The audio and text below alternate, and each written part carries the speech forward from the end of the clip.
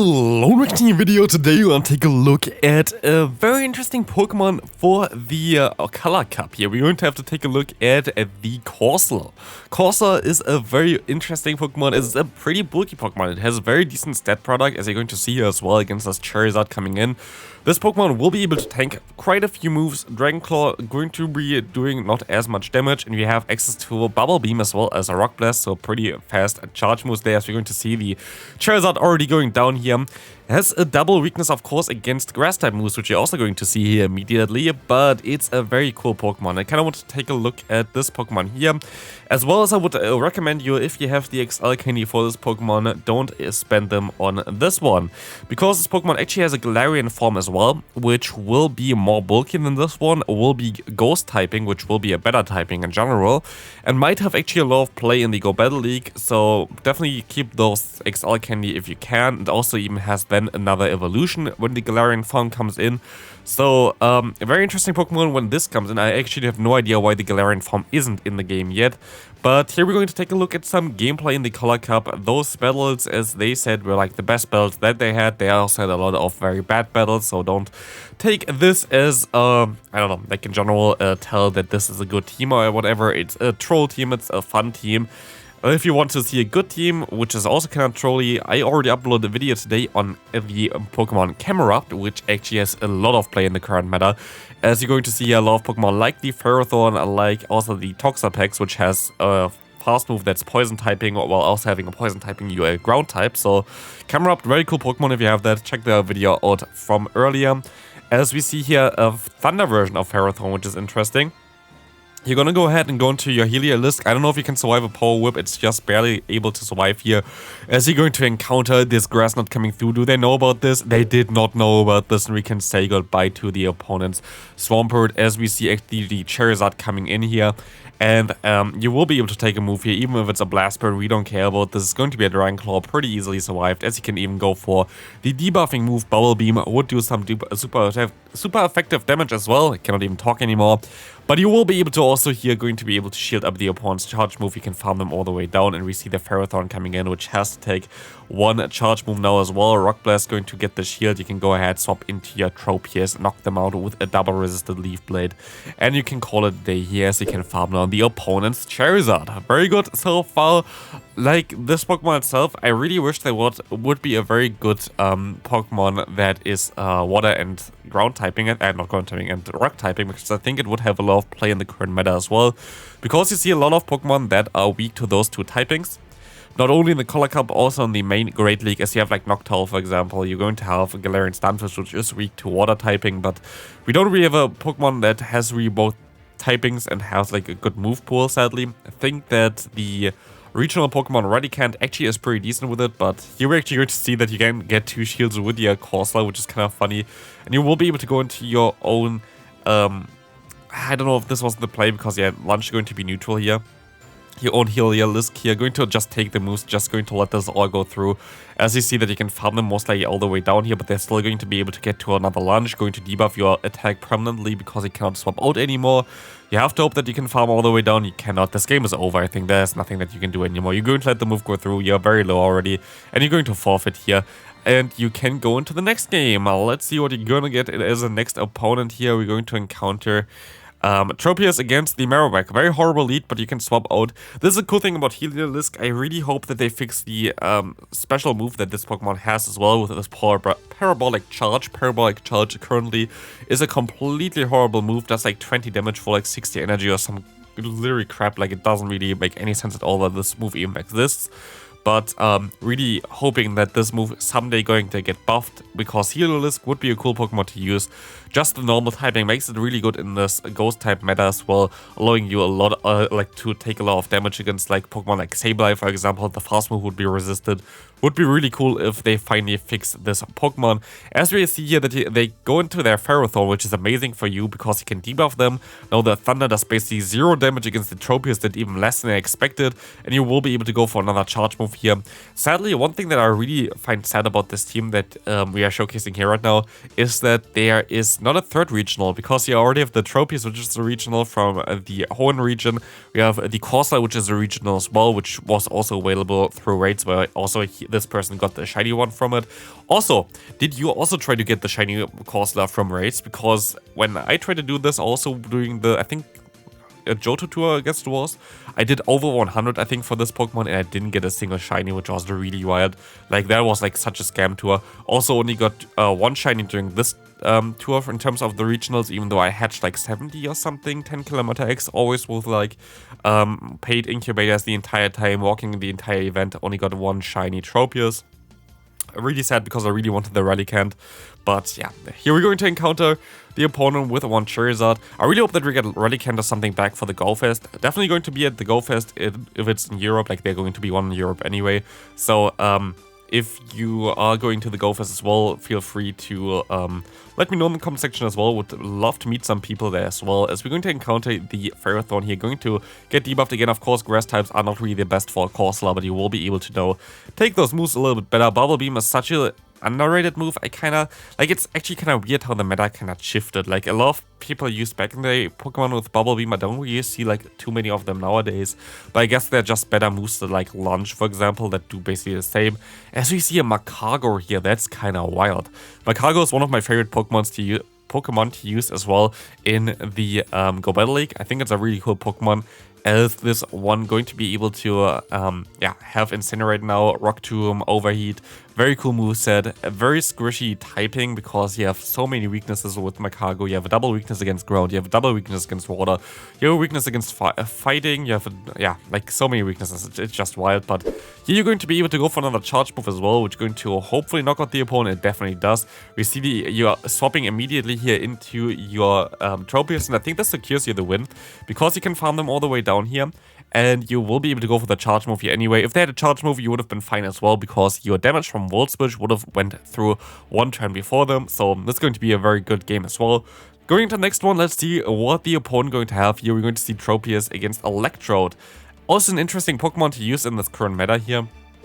Electrode, not really the best though, because Electrode has the weakness to Poison Jab from the Toxapex, where I think Toxapex might be even able to win in a 2-shield scenario, so might not be the best one here. You're going to shield up the most likely incoming Wild Charge here, as you're going to be able to farm them all the way down now. You have a shield disadvantage, but you're going to encounter the Talonflame coming in. You have actually 2 answers for Talonflame or Charizard in the back, so this team kind of makes some sense in terms of that one there. But now you're going to have a kind of horrible matchup here for you. But actually, if they're going to let this move go through here, which they hopefully do, they do not yet.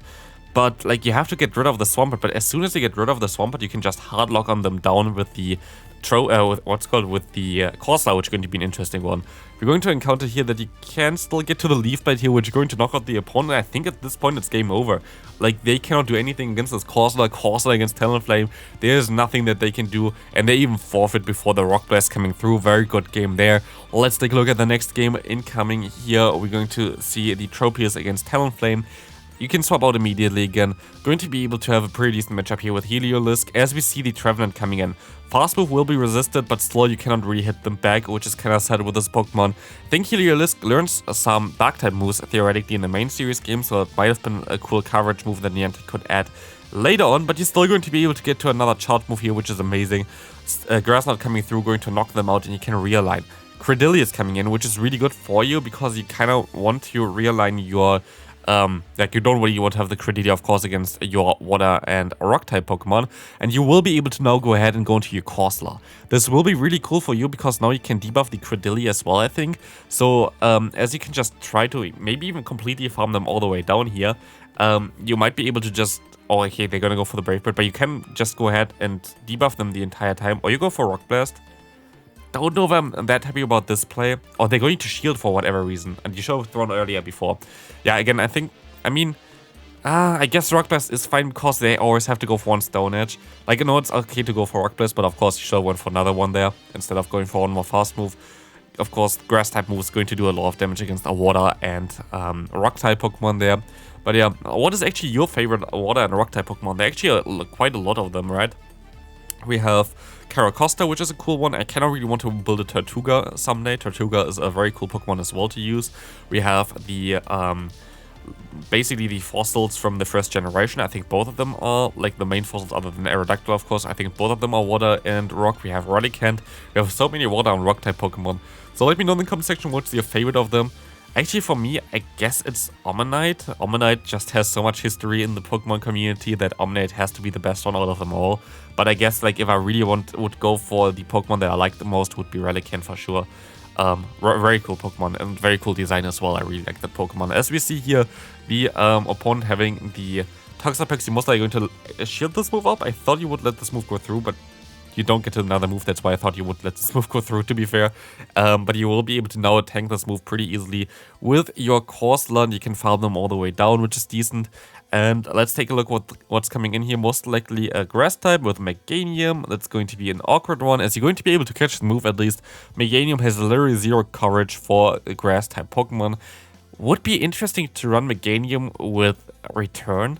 Like, it would be able to run this as a coverage move, but don't know if this is really the play because Earthquake has so much potential, so don't think this is really the play, but maybe it would be a funny one there. We see the next opponent coming in here. We're going to see the Swampert against you, which is going to be an interesting one as well. We see the safe swap of the Talonflame. I don't think it's that safe against this Corsola here. Let's see what they want to do. Do they go for the Brave Bird? They do go for the Brave Bird, allowing you to farm them all the way down 100%. I don't think you needed to throw here. But you're at least going to definitely knock them out with that one. The opponent going to be able to farm you down. Most likely would have tried to debuff them here because at the end of the day you're gonna... Okay, they're going to shield for whatever reason. Okay, never mind then. But yeah, otherwise I would have rather debuffed them more than like the damage from Rock Blast, because Rock Blast is not really the strongest move, as you can see as well. But I guess you put them into range where I guess you'd think that they go for Shadow Ball immediately. That was a smart play. It was a funny play.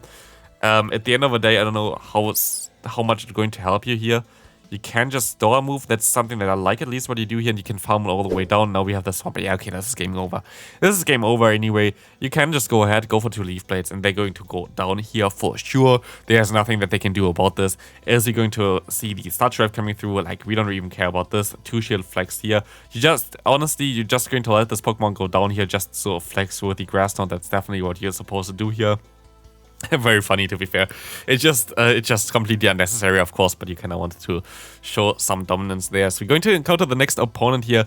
We see Prima Gaming 69. What a nice name there, Prima Gaming 69. As we see the Pelipper coming in. Pelipper going to have a tough time here, I guess. Rock Blast going to do some decent damage. Don't know actually if it's that tough of a time, because Weather Ball going to do some decent damage as well, but Corsola of course can take 2 of them. Corsola is the best Pokemon in the world. Really hope that we're gonna get the Galarian form eventually, because I really like the Galarian form as a design as well. Such a cool Pokemon, such a bulky Pokemon. Like, that's the main thing for the Galarian version of Corsola. The Pokemon is like insanely bulky, so hopefully we're going to get this Pokemon soon. We see here that you can at least align your Tropius against the opponent's Trevenant, and you can go for 1 Aerial Ace to get the shield from the opponent, as you can farm them most likely down now. They're gonna go ahead, go for the Seed Bomb bait, and you're gonna get baited here. Oh no, as you can at least go for 1 Leaf Blade here, which is going to knock them out still, as the opponent is pretty squishy. But they seem to be pretty weak against you, but you're going to keep the shield, which I like, as if they even have a Swampert in the back, which they do have, you can go ahead and go for the Grass Knot to knock them straight out of here. And this is going to be a very good game here, as the opponent has no chance of winning this one anymore. You can just knock them straight out of here, and you can farm down the rest. So yeah, this is going to be a very good game here. Going into the final game of this video, I hope you enjoyed this video as well. Don't know really what's going to happen tomorrow, to be fair. I hope that they still change the moveset of the new Reggie coming in. Tomorrow usually going to be a showcase for the Reggie Draco. I already plan to go for at least 2 raids, I think, at 11 AM my time. So hopefully gonna get this out around the time where I usually upload, most likely a little bit later, but going to be a fun one. Most likely have to showcase it in the Ultra League, unless I can get one traded. I think if you have like super low trade IVs, you might be able to get one for the Great League as well. But again, you have only Bite as a current fast move here. Hopefully it's going to be changed. But here we see the Galvantula gonna get farmed down from your Heliolisk. We see the Shiftry coming in, which is a horrible matchup for you at all. Holy hell, that's going to be basically impossible to win this one. Don't know how you want to win this one. You can go for the Thunderbolt, I guess. But yeah, like now it's all on Corsola and you have a Shift 3 against you. They can go for a Leaf Blade. Leaf Blade going to knock you out here straight away. I don't know if Rock Blast is going to do enough damage to knock them out. Let's take a look at this. Can you get to the move in time? Anyway, you can get to the move in time. Is this enough to knock them out? Let's see. Corsola can just finish that one off, and we can see that he can now knock out the Talonflame as well. This is most likely my favorite game as well from today's video, as Rock Blast is going to nuke them away. Hope you enjoyed this one. See you in the next one. Have a great rest of your day. Bye.